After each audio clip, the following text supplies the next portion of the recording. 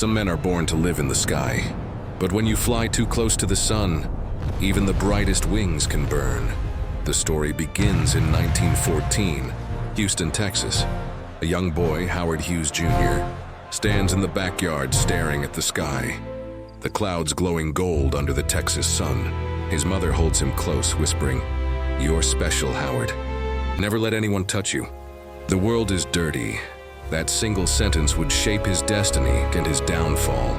Years later, his parents are gone, leaving him a fortune. Most would live in comfort.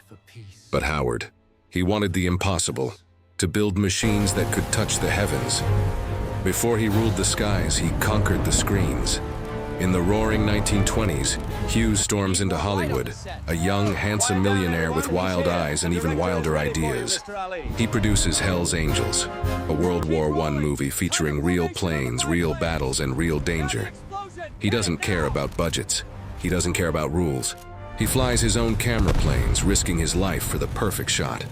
Crew members beg him to stop, but he shouts over the roaring engines, "If we're gonna make history, we gotta bleed for it." After years of chaos and broken bones, Hell's Angels premieres. Audiences are stunned. The skies roar across the screen like thunder.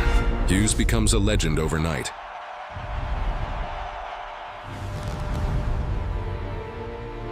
But behind the fame, the first shadows of obsession begin to show. He scrubs his hands raw before every meeting, refuses to shake hands, and grows terrified of germs.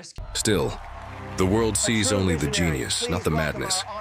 By the 1930s, Hughes shifts his gaze higher, to the sky itself. He designs the Hughes Racer, a silver bullet of a plane that looks like it belongs to the future. In front of roaring crowds and blinding flashbulbs, Hughes climbs into the cockpit. Engines thunder, metal trembles. He pushes the throttle to the limit and shatters the world airspeed record, flying faster than any human in history. In that moment, he wasn't just flying. He was rewriting what mankind thought was possible. Soon after, he flies around the world in 91 hours, breaking yet another record. When he lands, the crowd explodes. Reporters call him the lone eagle of the modern age.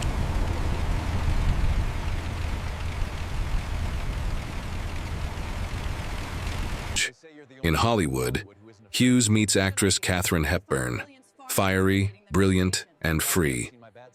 She challenges him like no one else. Their chemistry is electric. They fly together, laugh together, dream together. But Hughes' obsession for control, for perfection, drives a wedge between them. When Katharine finally leaves, he watches her walk away in silence. He could master the sky, but not his own heart. World War II erupts. Hughes builds the XF-11 spy plane and the H-4 Hercules, a massive flying boat made of wood. The Spruce Goose. The government doubts him. Senators accuse him of wasting money. The media mocks him. At the Senate hearing, under blinding lights and cameras, Hughes sits calm but burning inside. He looks his accusers dead in the eye and declares, "I don't care about profits. I care about flying." The room falls silent. That's what I live for. The world sees not a businessman, but a man possessed by the sky. July 7th, 1946, the XF-11 test flight. Hughes lifts off over Beverly Hills. The engines scream and something goes wrong. The controls lock. The plane spirals out of control. He fights it, muscle against machine, but it's too late. The aircraft tears through houses, explodes in flames. Rescuers find him barely alive, ribs shattered, face burned, his heart stopping twice before he's revived. The man who once flew higher than any human was now fighting just to breathe. He spends months in agony, bones held together by steel pins, body wrapped in bandages.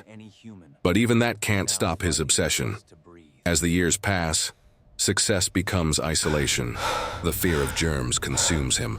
He lives in dark hotel rooms, naked and paranoid, storing his own urine in bottles, terrified of contamination.